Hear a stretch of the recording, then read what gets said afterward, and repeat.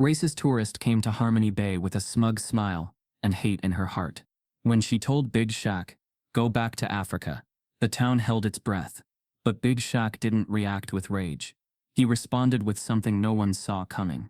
What happened next didn't just silence the boardwalk. It rewrote the meaning of power, respect, and legacy. Before we deep dive into this interesting story, subscribe to our channel and tell us where are you watching from. Share in the comments below. Harmony Bay always woke up like a soft hymn, the kind that makes your soul stretch before your body does. The Florida sun spilled like liquid gold across the shoreline, brushing pastel hues onto everything it touched. White clapboard shops, sand-sprinkled benches, even the old lifeguard tower that had stood there longer than some folks had lived. Seagulls made their usual morning rounds. The scent of salt and cinnamon from Madeline's bakery filled the air, and laughter floated up from the docked kayaks near Bay Point. This was a town designed to be gentle, a town that asked you to breathe slower. Shaquille O'Neal, Big Shaq, as Harmony Bay knew him, made his usual walk down the boardwalk just as the clock tower hit 8 a.m. Not a minute early, not a step late. Dressed in a simple white tee, gray joggers, and slides, he was more landmark than man. He didn't need bodyguards or designer shades, just that calm presence and those eyes that saw people even when they didn't want to be seen. He moved through the town like a tide, quiet, wide, and constant. Kids waved. Store owners gave him that subtle nod of appreciation. Even the tourists, if they lingered long enough, began to realize there was something different about this place. Something held together not by wealth or charm, but by this silent pact. We look out for each other. Shaq didn't just help fund the youth center. He built half the basketball court with his own hands. After Hurricane Alara tore through 2 years back, he was the one standing beside neighbors, hauling timber and roof shingles, not giving interviews. He hosted quiet dinners at the church for families who lost everything and never posted a single picture about it. But that morning, something shifted in the wind. You could feel it in the way the air stilled, the way birds veered off course. Something cold crawled in with the sun. The black SUV rolled in slow, tires humming across the bricks like a warning. It was polished to a mirror finish, chrome rims spinning even after it stopped. Locals glanced, exchanged brief looks.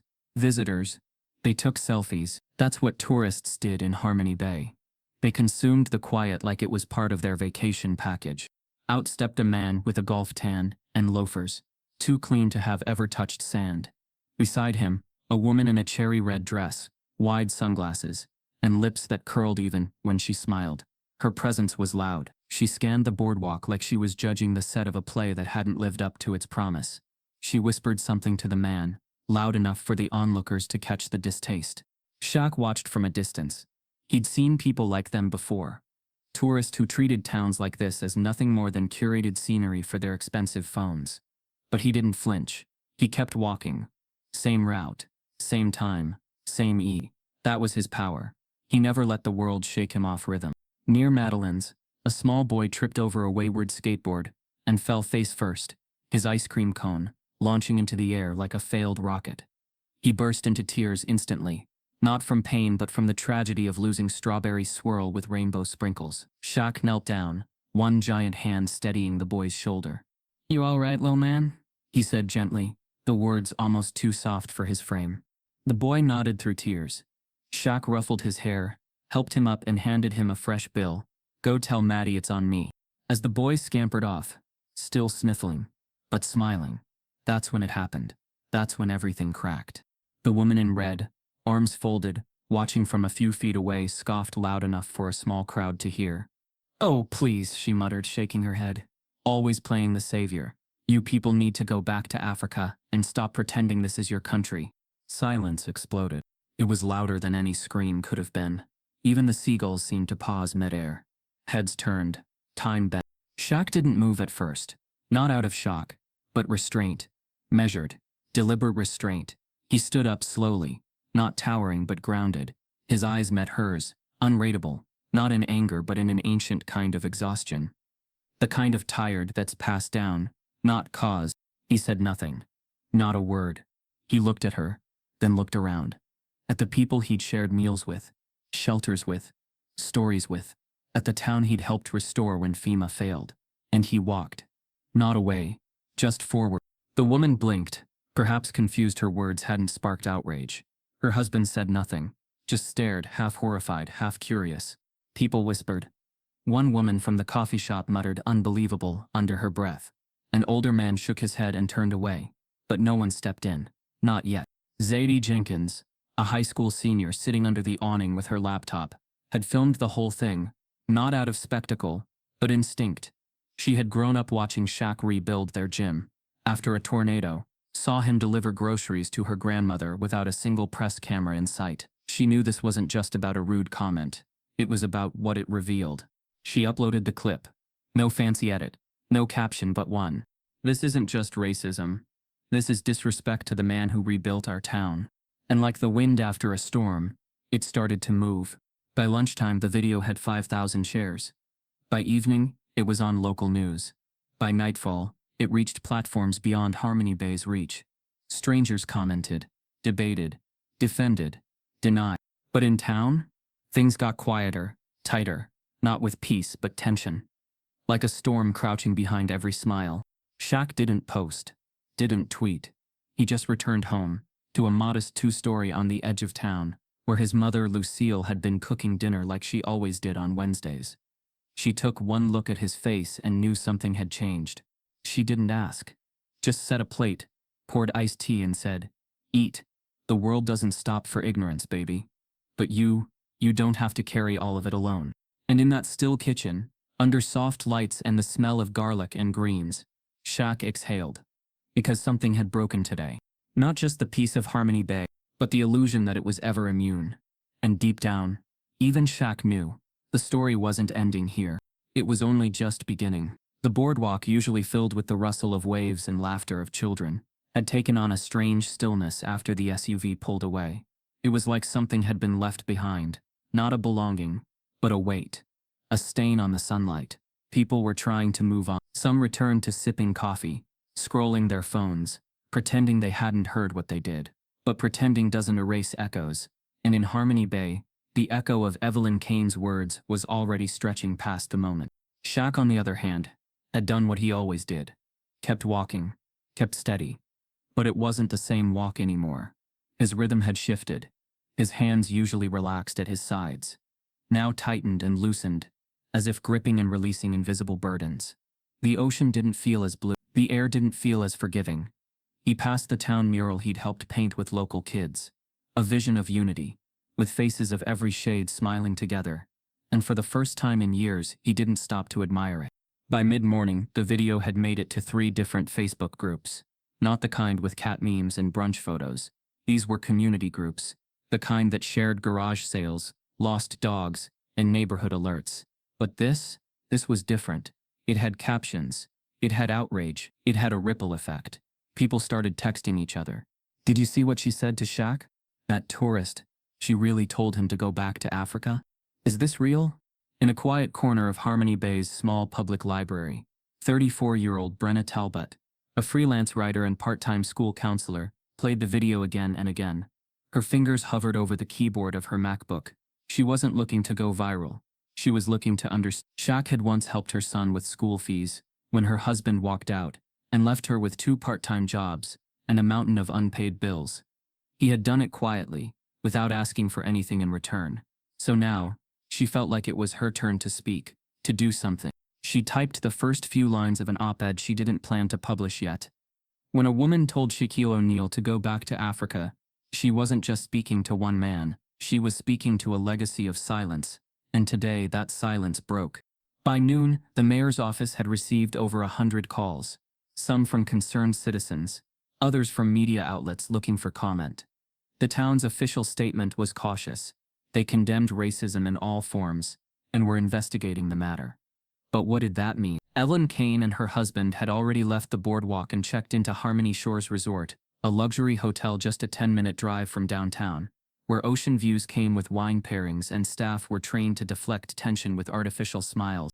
Inside the resort, Evelyn sat poolside in a wide sun hat, her cocktail resting on the edge of the table. She scrolled through her phone, saw herself trending on 3 platforms, and smirked without humor. Her husband, Leonard Kane, a corporate strategist who had once handled PR disasters for multi-million-dollar clients, was already on the phone with a lawyer. not to apologize but to protect their name. They're framing this, he said, pacing their suite. We didn't do anything wrong. They've got a video. Yes. But it's out of context. Ellen scoffed. That man was trying to make a scene. I didn't start this. He could have just ignored me. Leonard didn't argue. He had seen the video. Had watched it again and again.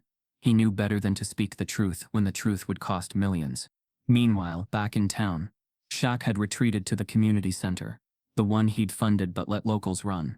It had always been his quiet refuge, not for him to be praised, but for him to blend in. He sat in the small, sunlit gym on the wooden bleachers, the sound of a bouncing basketball echoing lightly in the background, where a couple of teenagers practiced free throws. They gave him space, sensing something different about his stillness.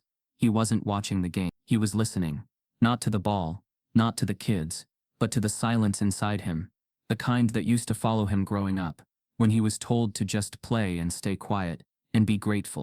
He remembered the exact age when someone first called him too big to be polite. He remembered a coach who once whispered, "Don't smile too much. It makes people nervous." He remembered a girl's father slamming the door in his face, not for who he was, but for who he looked like. And now, decades later, with millions in the bank, degrees on his wall, buildings bearing his name, it still hadn't changed. It never really left. He stood up. Outside the gym, standing awkwardly in the hallway, was someone he didn't expect to see. Councilman Gerald Wexler. A polished man, with slicked back hair and a reputation for staying neutral until it was convenient not to. Gerald wasn't there to comfort. He was there to calculate. "Shaquille," he started, offering a tight practice smile. "Rough day, huh? Just wanted to stop by, check in, let you know the town is behind you." Shaq looked at him, long and hard, not with aggression, just with the kind of stare that peeled layers. "You sure about that?" he asked, his voice low. Gerald shifted. "Look, we both know Harmony Bay thrives on reputation. You've done a lot here, and we're grateful.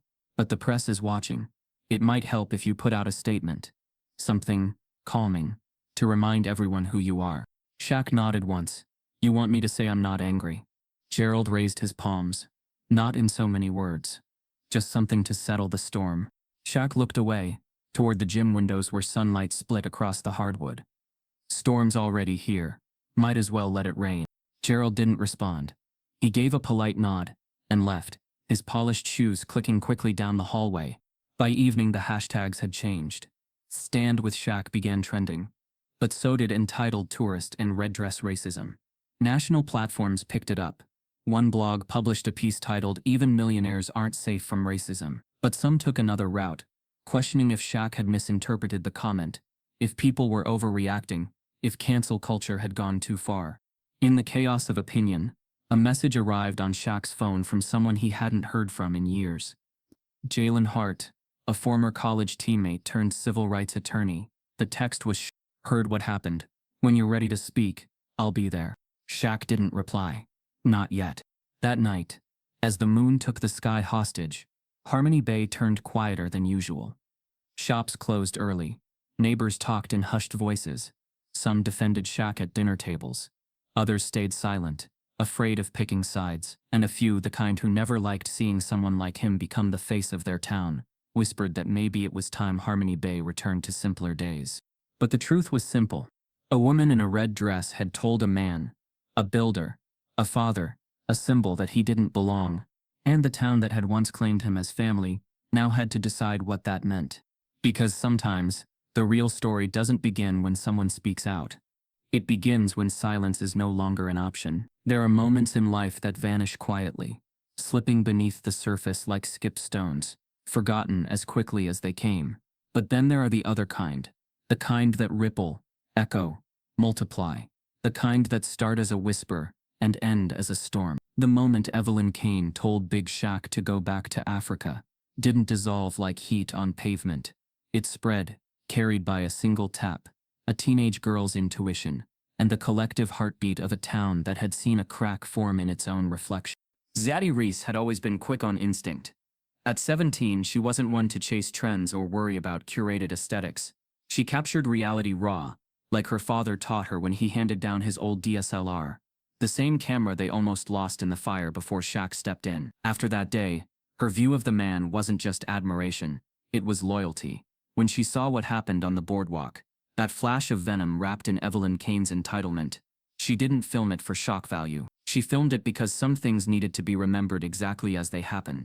She didn't add music, filters, or commentary. She simply posted the unedited clip with a caption that cut through digital noise like a blade. This isn't just racism. This is disrespect to the man who rebuilt our town. It didn't take long. Within 3 hours, the video crossed 100,000 views, then 500,000. It spread across Facebook, Twitter, Instagram, Reddit threads, and community subgroups, like wildfire. Not because it was shocking, though it was, but because it held something more potent. A contradiction, a man known for healing, demeaned without cause. A town known for peace, now exposed. Local news picked up the story by sunset. Channel 9 interviewed Zadie, outside her high school, her face stoic under the weight of a truth she knew might make her a target. Still, she didn't blink. He helped my family when we had nothing left. He didn't ask for cameras, credit, or thanks. He just helped. And now someone who doesn't know this place, who doesn't know him, tries to erase that with one sentence. No, we're not letting that slide. By morning, Harmony Bay's image, once framed by serenity and small-town charm, trembled. Media vans rolled in, trailing antennas and long lenses. Reporters asked tight-lipped questions to store owners who'd never had to think twice about race before. The bakery posted a note on the door. No interviews. We stand with Shaq. But not everyone was standing. Some were sitting, cautiously afraid of choosing the wrong side of what now looked like a national story. And Evelyn Kane? She didn't hide. She doubled down. By the second day, her legal team filed a defamation suit against the town's local news outlet, Zadie, and unnamed social media defamers. Her lawyers described the incident as a misunderstanding, exacerbated by public bias. They framed her as a woman concerned about aggressive behavior in a public space, and painted the reaction as an unfair digital witch hunt. The court filing hit like a thunderclap across town. The idea that she was the victim sent a fresh chill through Harmony Bay's already fractured heart. Talk radio devoured the story. Conservative hosts called it a case of reverse bullying. Progressives called it systemic gaslighting. The nation watched, divided not just by opinion, but by what truth even meant anymore. And Shaq? He stayed quiet. He didn't release a statement. He didn't hire a PR firm. He didn't tweet a carefully worded message designed to douse the flames. Instead, he walked, still in Harmony Bay, still stopping to help kids cross the street, still sitting at Madeline's bakery, sipping iced tea under his usual umbrella table.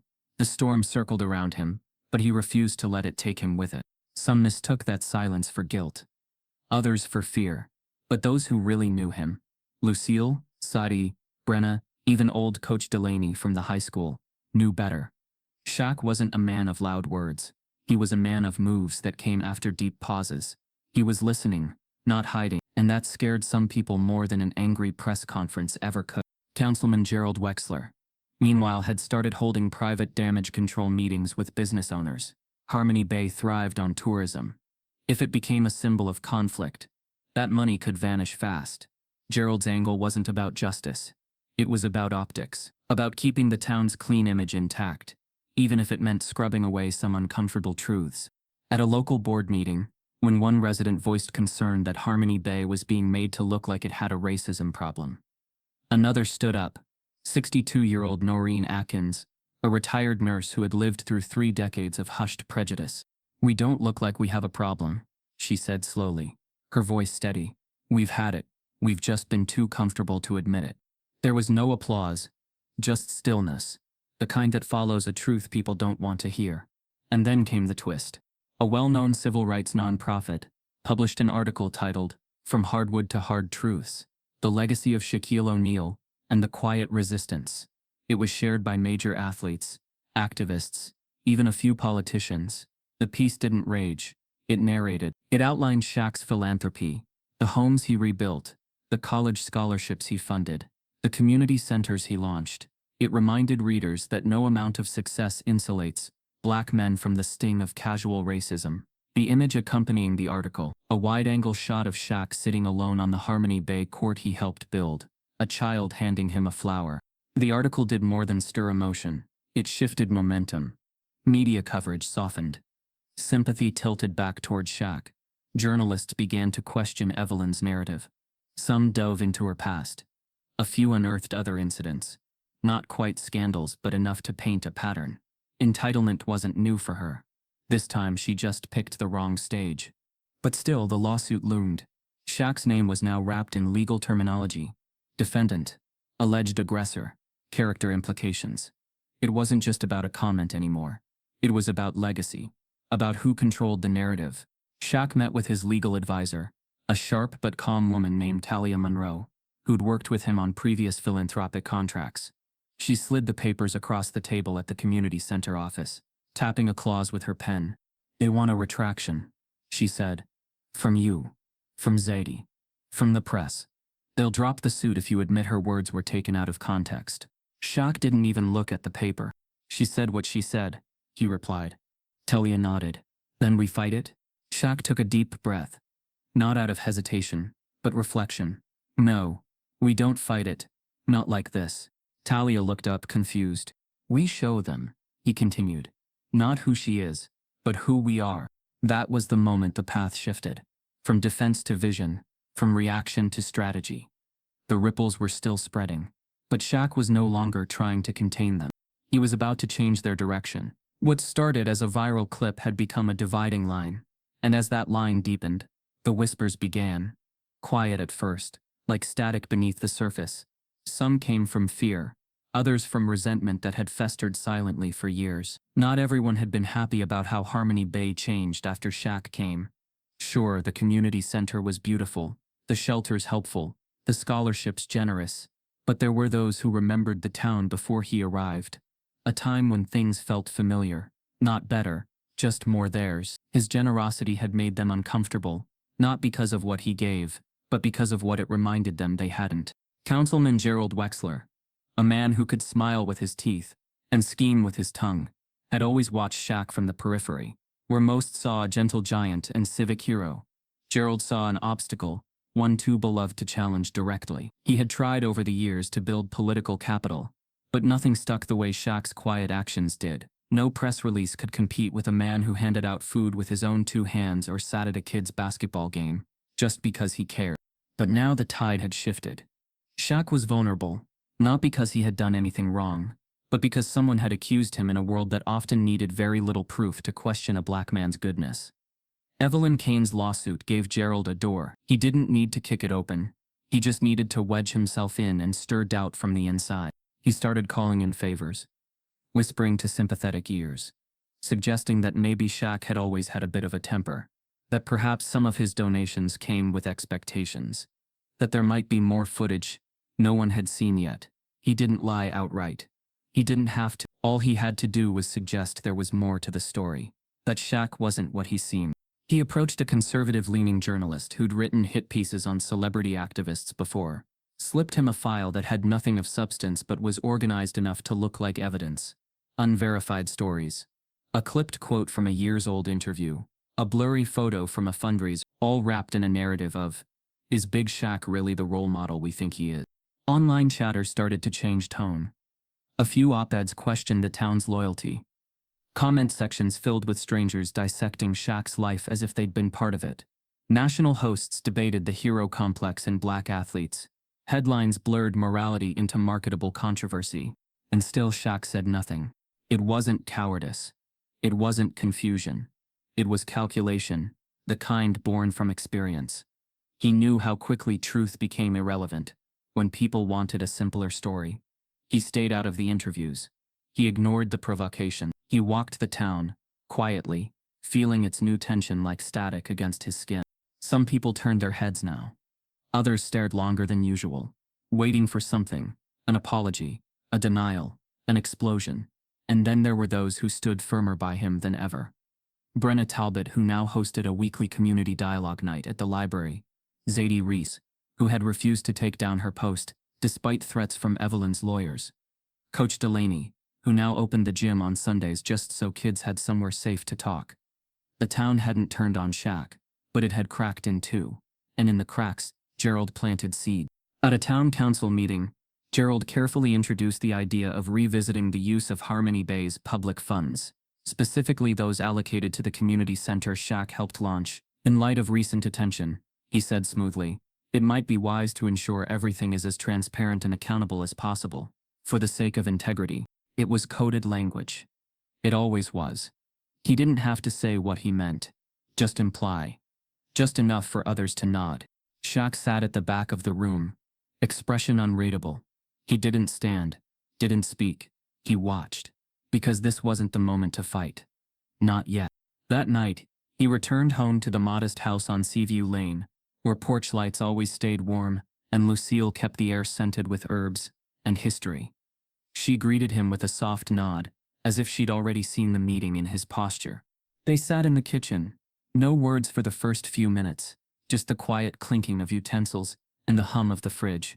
Then she poured him sweet tea the way she always did, like a ritual passed down.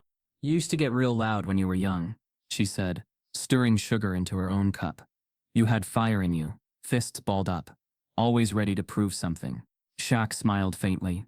Didn't get me far. Lucille shook her head. Didn't get you what you wanted.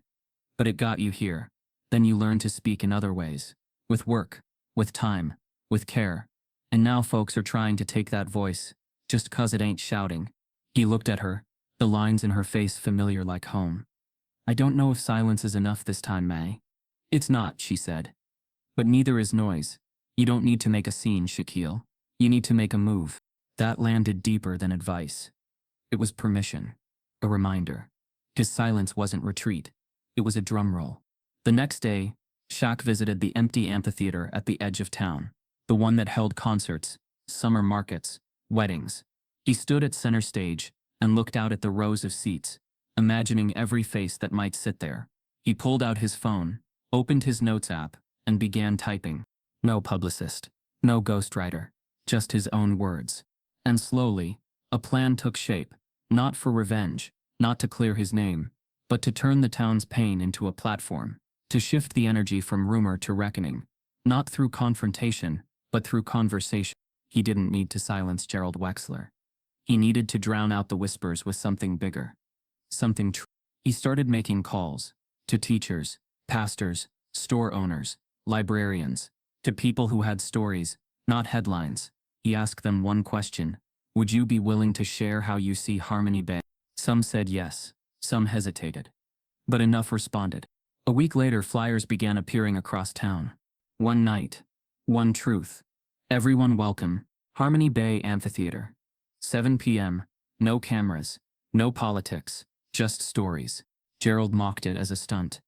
Evelyn's lawyers called it a distraction, but Shaq didn't flinch, because for the first time since the incident, he wasn't just reacting, he was reclaiming the stage. And in the quiet, the town waited, because whispers can only control the story, until someone finally speaks louder. Shaq hadn't made a public statement, hadn't sued, hadn't yelled, but he had put up flyers, and those flyers had turned into a whisper that swept across every grocery store aisle, every church pew, every classroom, every gas station counter. One night, one truth. Everyone welcome. No entry fee, no press list, no exclusive seating, just a mic, a stage, and a promise. It wasn't about clearing his name, it was about reclaiming his voice. The amphitheater, a wide semicircle carved into the side of Harmony Hill, had never hosted anything like this. Weddings, yes. Summer jazz nights, sure. But this? This felt like something ancient. A kind of reckoning that didn't come with gavel bangs or courtroom silence, but with stories, truths too long buried under polite handshakes and quiet avoidance. By the morning of the event, the air in Harmony Bay was dense with anticipation. Madeline's bakery sold out of coffee before 9 a.m. The gas station ran out of folding chairs. The school canceled after-school activities, not because of the forum, officially, but because everyone knew no one would be there anyway. A few protesters, all imported from out of town, showed up with printed signs reading, "False accusations hurt real people, and we stand with Evelyn." But they weren't locals. They didn't know the boardwalk or the diner that never closed, or the kids who grew up calling Shaq Uncle Q. Most of them left before sundown, sensing they weren't going to win an audience here. But she came. Evelyn Kane. Cherry red dress, pressed and flawless. Designer sunglasses perched like a mask. Her presence stirred the crowd more than any announcement could have. Some gasped. Others whispered. A few crossed their arms, already burning with questions she wouldn't answer. She walked with the same entitled elegance she'd arrived with the first day. But this time she had a lawyer at her side, just in case. Shaq knew she was there before he saw her. It wasn't a sixth sense. It was the way the energy shifted the second her heels hit the amphitheater steps. He stood backstage, steady, centered, not rehearsing lines but recalling them, because everything he was about to say wasn't crafted, it was lived. The sun dipped low, brushing the trees in molten orange. The air cooled just enough to silence the hum of insects. People filed into the seats, hundreds of them.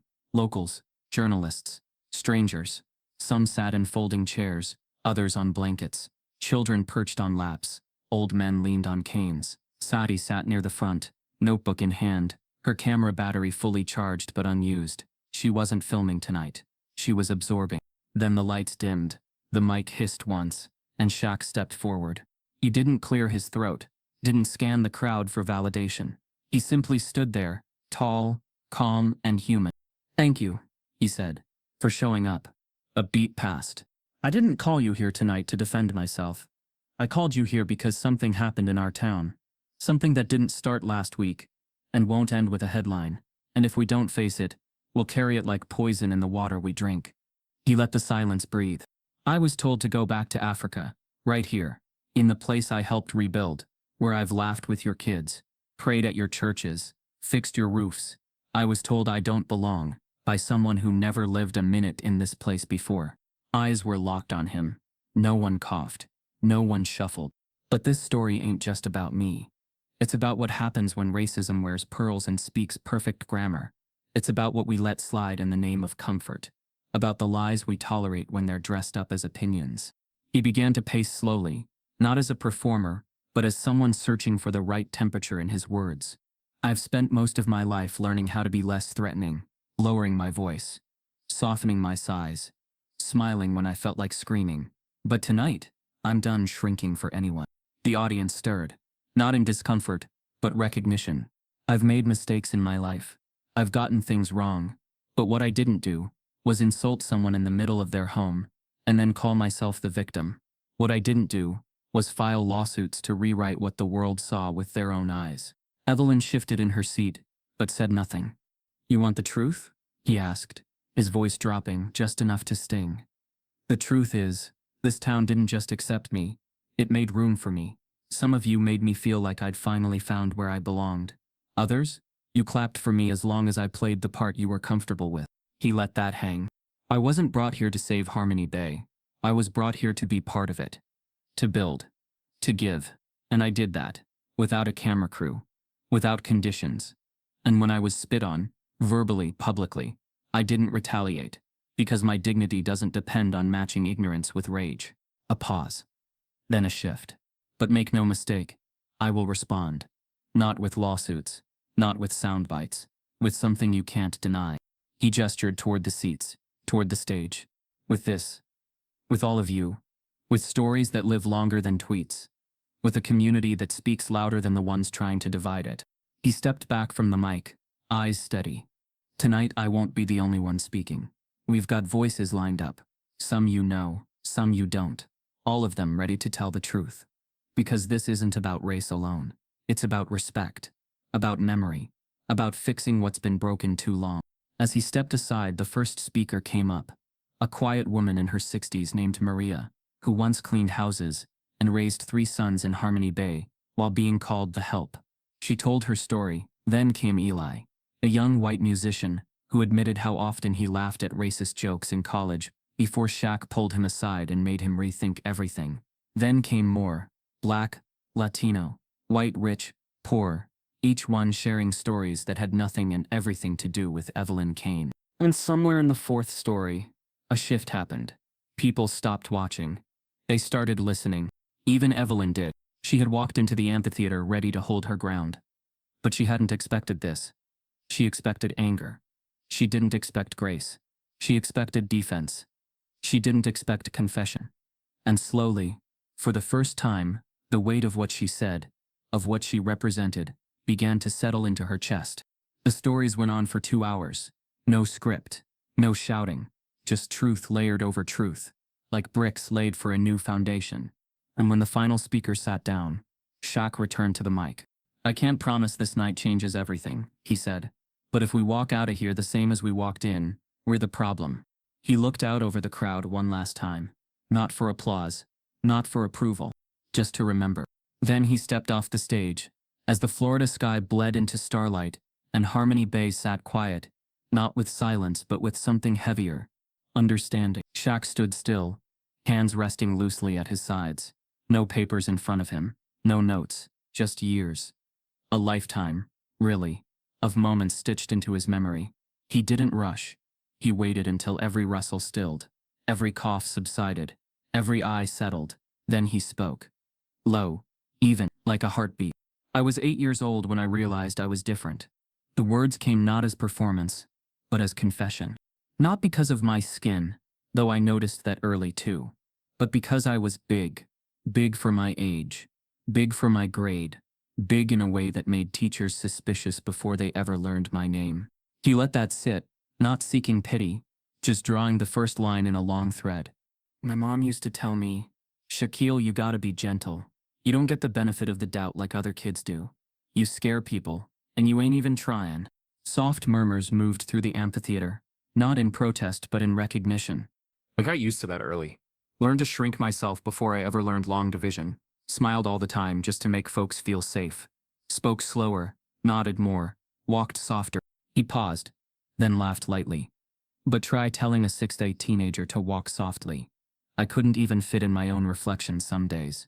A few people chuckled. The kind of laugh that stings on the way out. We didn't have much. Food stamps. Hand-me-downs. We moved a lot. My mom worked 2 jobs. Sometimes 3. And when I picked up a basketball, it wasn't because I dreamed of the NBA. I didn't even know what that was. I just knew my mom was sleeping on a couch, and I wanted to buy her a bed. That line didn't need emphasis. It dropped like a stone in water. I wasn't playing for glory. I was playing for space, for peace, for a chance to give something back to the woman who gave me everything. He glanced toward the front row, Lucille seated beneath a blanket, her eyes steady and glistening. He gave her a brief nod. She returned it like a prayer. Years later, when the world started saying my name on TV and cheering me on from arenas, I thought maybe that meant I'd made it, that I was safe now, that I'd finally earned the right to exist without explaining myself. He looked out, slower now, as if choosing his next words with surgical care. But racism doesn't check your bank account before it spits in your face. No gasps, no shock, just the weight of truth falling, again and again. I remember the first time I tried to buy a house outright. No mortgage. I had millions in the bank. But the agent looked at me and said, "Let's make sure this property is a good fit for you." Like I was a costume, a threat, a walking misunderstanding. His voice didn't rise, but his eyes sharpened. I remember a teacher, 8th grade, who pulled me aside and said, "Boys like you don't go far. Don't get too comfortable." I didn't know what that meant at the time. I just knew it burned. He turned slightly, pacing, not like a speaker, but like someone unpacking a box sealed too long. "You know what's wild? I've spent years building homes for strangers, funded youth centers, bought books for schools I never stepped foot in, not for applause, just because I know what it feels like to be left behind." His voice softened. Harmony Bay was never supposed to be a headline. It was just a town I fell in love with. People here, you opened your doors to me, let me in, gave me purpose beyond the court, not because I was famous, but because I was real. He stopped pacing, planted his feet, looked out at the crowd like he saw every soul. So when I was told to go back to Africa, it wasn't just an insult. It wasn't just ignorance. It was an attempt to erase all that, to pretend my roots don't belong here, to act like no matter how much you give, how kind you are, how deeply you build, it still ain't your home. He inhaled deeply, like drawing breath before a plunge. "Well, I've got news." He let the pause stretch. "I've spent my life building homes for people who never offered me one. And that makes this right here, with all of you, my home. So I'm already where I belong." No roar, no clapping, just a stunned, sacred silence, the kind that pulls your ribs apart gently and asks you to feel something uncomfortable, something deep. And then, it happened. From the third row, where she had been stone-faced all evening, Evelyn Kane reached up and removed her sunglasses. Her eyes were red, her mouth pressed shut, and then, without fanfare, she cried. Not a performative sob, not a dramatic breakdown, just tears. Raw, uninvited, real.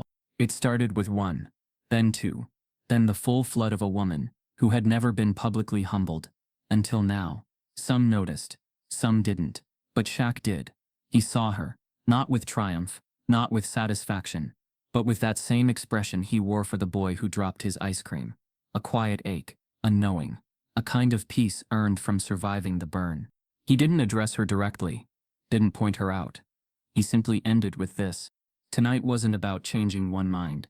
It was about protecting the truth, and reminding each other that silence, especially polite silence, is how injustice survives. We can't let it anymore. Not here.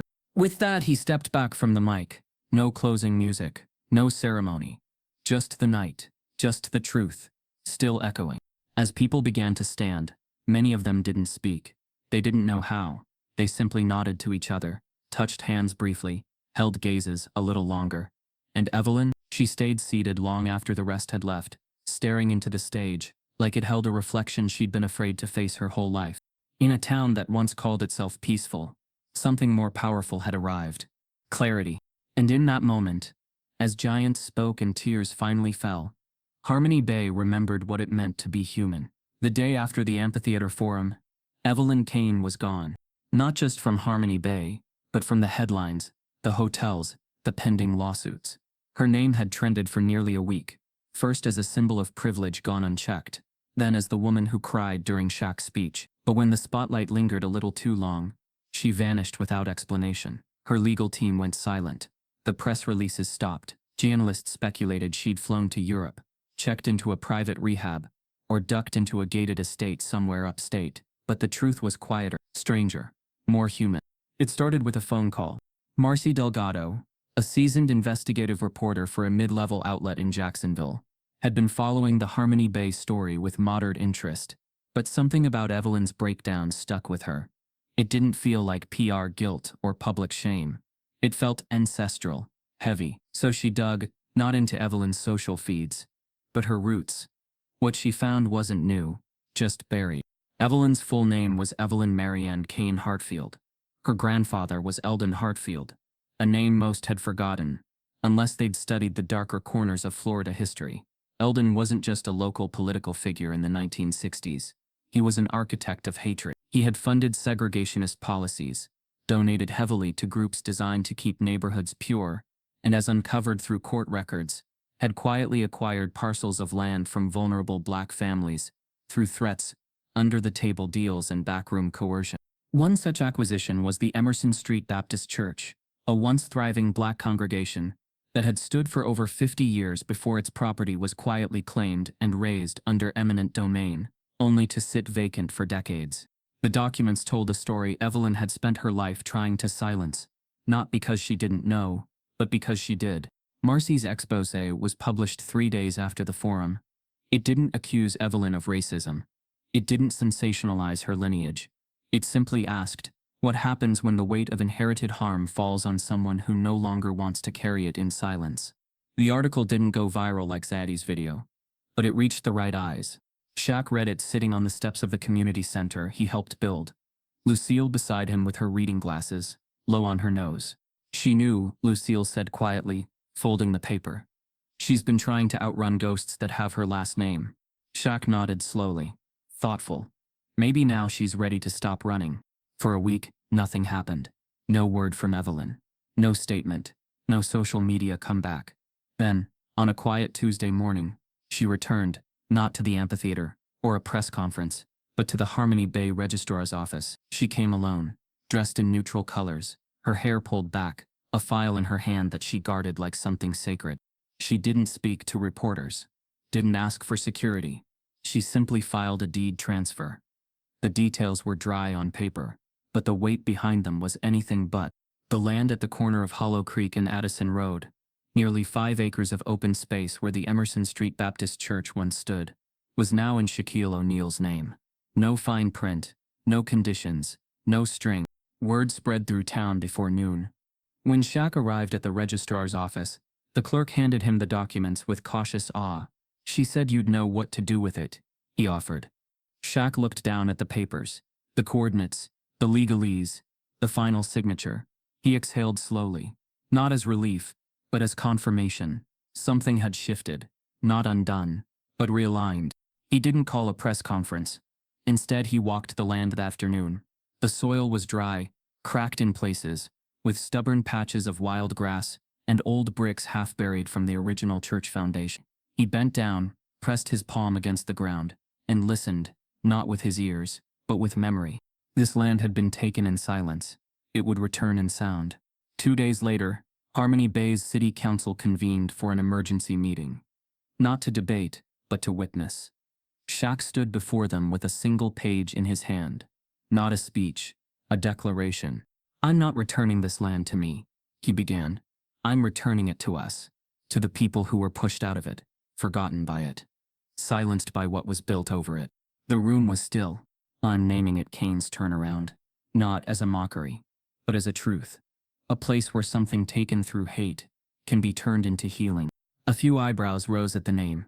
Some wondered why he would honor the name of a woman who insulted him. But Shaq explained it plainly. Evelyn Kane didn't earn forgiveness. That's not what this is. She gave back what wasn't hers to keep. That's step one. And if her name is part of the legacy that caused pain, then it should be tied to the one that starts to mend it. The council approved the designation unanimously. The next week the sign went up. Kane's turnaround. A space for restoration and community voice.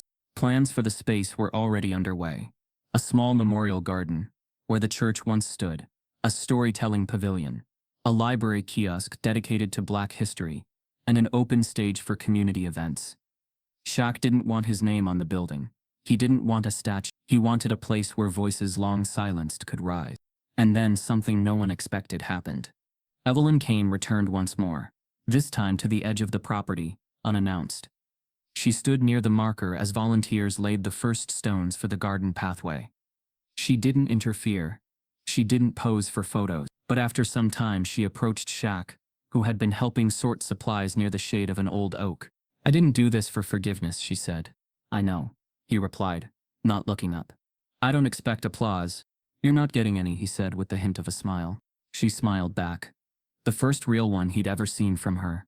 "I used to think I could erase the past by avoiding it," she said. "But your words, they didn't just show me what I'd ignored. They made me feel what I was afraid to." Shaq finally turned to face her. "Truth has a way of showing up," he said. "You just gotta decide what you do with it when it does." They stood there for a moment. Two people who'd once stood on opposite sides of history, now tethered by an act not of redemption, but restoration. As she turned to leave, Evelyn paused. "My grandfather took a lot. I can't undo all of it, but maybe I can start the unmaking." And with that, she walked away. Not as a villain, not as a hero, just as someone beginning again. Kane's turnaround opened the following month. The first event was a storytelling night, just like the one at the amphitheater, but this time, the mic belonged to voices that had been waiting decades. Elderly members of the original church congregation came forward. Young activists, children with poems, stories poured out like water from a long sealed well. And Shaq? He sat in the back row smiling quietly, watching something grow where something had once been stolen. The twist wasn't that Evelyn had a dark past. The twist was that she chose to face it. And in doing so, she planted something deeper than apology, accountability that finally had a name. The story should have faded by now. That's what everyone expected. The news cycle to devour it, spin it and spit it out within 48 hours like every other fleeting controversy that flares hot and vanishes. But this didn't vanish. This grew, like roots in sidewalk cracks, like something too long ignored finally demanding space.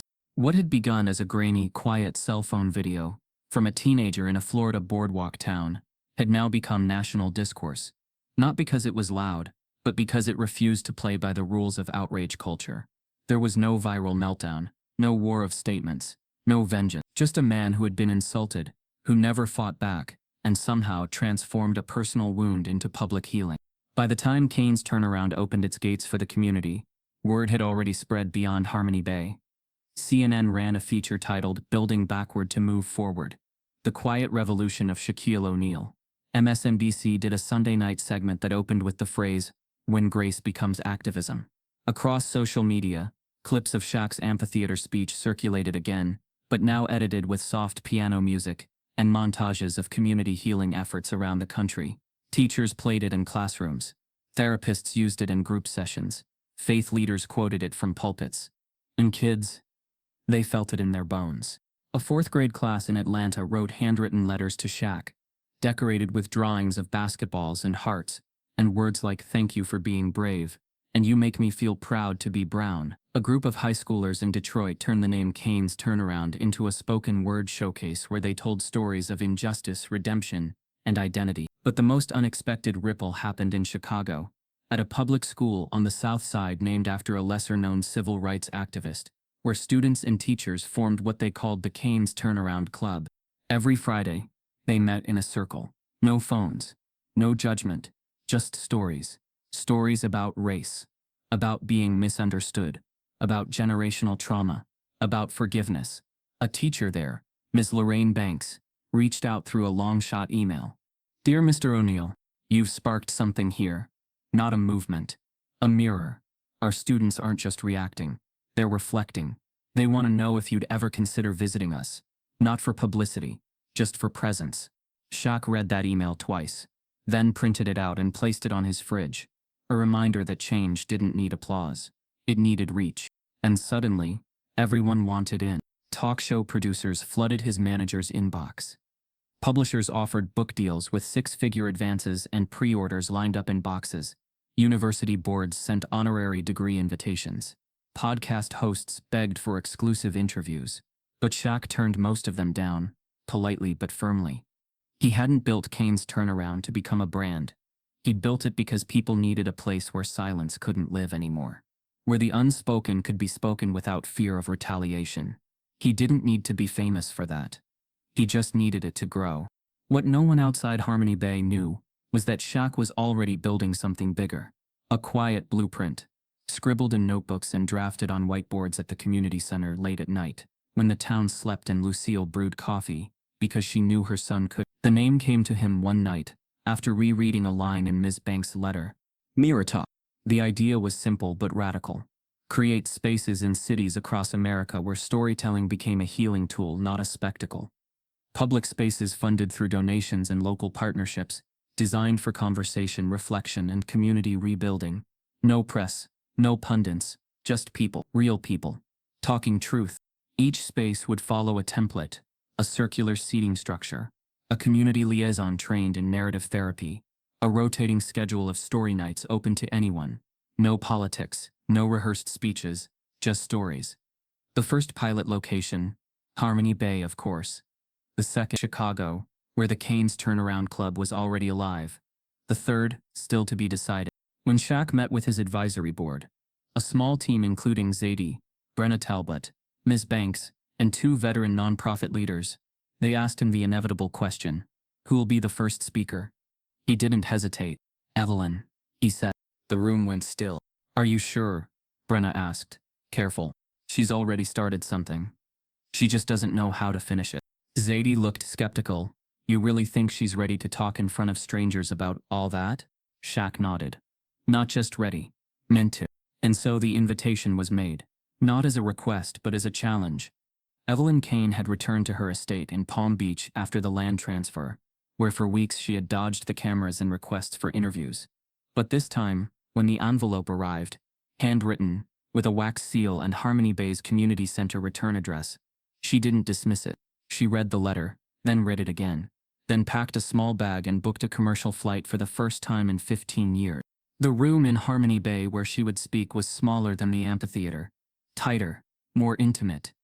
About 70 chairs arranged in a circle beneath soft pendant lighting, surrounded by bookshelves and exposed brick, a table of coffee and baked goods in the back, a circle of strangers waiting, not to judge her but to witness her. Shaq introduced her briefly. "This is Evelyn Kane. She's not here to explain. She's here to speak." And then he stepped back. Evelyn stood slowly, her hair pinned up, her hands bare. She didn't bring notes. She didn't wear makeup. She started with a sentence no one expected. "My grandfather stole a church." Silence. He didn't call it that. He called it progress. He said it would make room for better things. But what he really meant was that the people worshipping inside didn't matter enough to protect. She paused, breathing deeply. I've spent most of my life trying to outrun that shadow. I dressed it up with sarcasm, with degrees, with wealth. But it stayed, because shame doesn't disappear when you ignore it. It multiplies. Another pause. What I said to Shaq wasn't just ignorant, it was generational. I didn't invent the hate in that sentence. I inherited it. And instead of breaking that inheritance, I passed it forward, until he, without yelling, without attacking, made me see myself. Her voice cracked, and now, I'm trying to unlearn. I'm here to try. The circle held her in silence for a long time, not because they didn't know what to say, but because sometimes, silence is the only way to show you're listening. That night became the first mirror talk, and it wouldn't be the last. Within 2 months, city councils from over a dozen towns reached out to Harmony Bay, requesting the framework. A philanthropist in Seattle offered to fund 3 spaces. A college professor wrote a curriculum to pair with the model. A documentary filmmaker asked for access. Shaq said no to that last one. Not yet. This wasn't about turning pain into content. This was about turning silence into movement. And Evelyn? She kept showing up. Every Thursday. Not just to speak, but to listen, to learn, to sit in circles where she wasn't the focus, but part of something wider than herself. The shock wasn't just what she gave back. The shock was what she gave forward. And in doing so, she helped prove what Shaq had believed from the beginning, that justice doesn't always arrive with handcuffs or hashtags. Sometimes, it begins in a circle, with strangers, and a story no longer held in silence. It was one of those mornings where the world felt gentle. The kind of morning Harmony Bay hadn't seen in a long time, not because the sun hadn't shone before, but because it hadn't been felt like this in a while. The air was soft, carrying the hush of ocean waves brushing up against sand with no urgency. Seagulls glided overhead, not screeching, just soaring, and the boardwalk, sun-warmed and familiar, carried the sound of feet, small ones running, older ones walking, and one particular pair, moving slow but steady.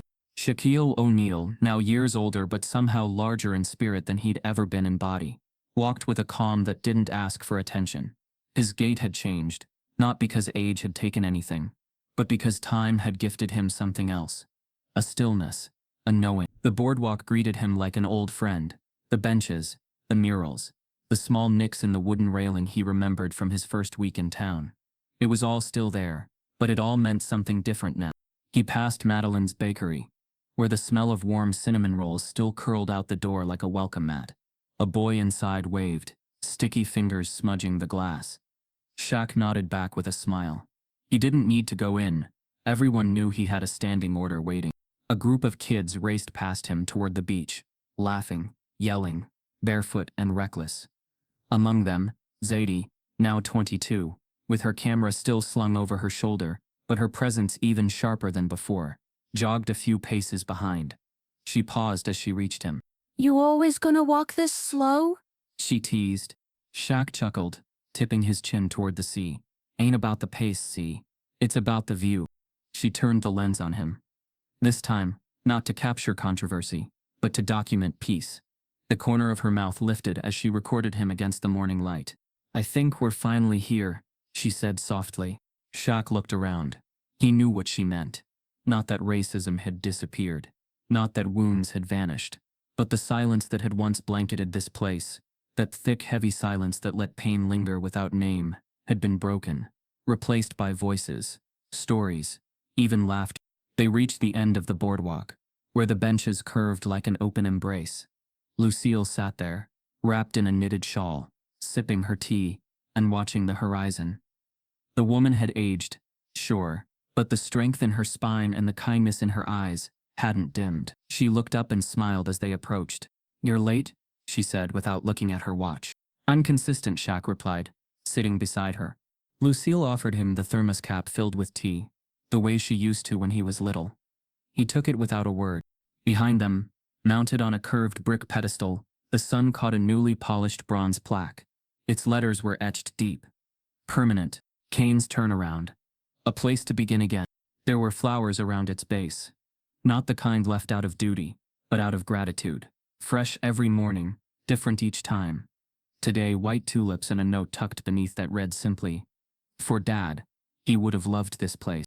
Shaq leaned back, eyes on the water, his voice quiet. "You know, there were days I thought this town would never be the same." Lucille turned slightly, her voice just above a whisper. "It's not." And she was right. Harmony Bay hadn't gone back to the way it was. It had moved forward, through conflict, through confrontation, through transformation. Across the street, the community center now had a new mural stretching along its outer wall, a painting made by students and elders alike. At the center was a hand, large, weathered, dark brown, lifting a sapling into sunlight. Around it, swirling colors, different skin tones, silhouettes, patterns of pain and joy and rebuilding. Above it, the words, "We listen, we plant, we grow." Kane's turnaround was more than a space now. It had become a model. Mirror Talk chapters had opened in 11 cities. Monthly story nights were being held in places that had once been courtroom battlegrounds. High schools added storytelling clubs as part of restorative justice programs, and universities started offering internships for community-based narrative healing, a term coined after Shaq's original amphitheater forum. Yet, through it all, Shaq had never stepped into a spotlight again. He declined a White House visit, turned down a feature film deal. When asked why, his answer was always the same. "I didn't build this to be seen. I built it so others could speak." Even Evelyn Kane had stayed involved, not as a mascot for reform, but as a regular participant. She spoke at Mirror Talk circles in Harlem and Oakland. She sat in the back rows when others needed the mic more. She launched a grant in her grandfather's name, not to honor him, but to repurpose him, a way to acknowledge harm and redirect history. None of this erased what had happened. It remembered it, with purpose. As the morning pressed on, Shaq stood. Lucille followed. Zadie paused to snap one last photo, the two of them silhouetted against the ocean, with the plaque glowing behind. "You ever write that book, Z?" Shaq asked as she lowered her camera. She shrugged. "It's in pieces, but the ending's starting to make sense." He nodded. "I always figured the end would be louder," she added. Shaq looked out at the children on the beach building sandcastles.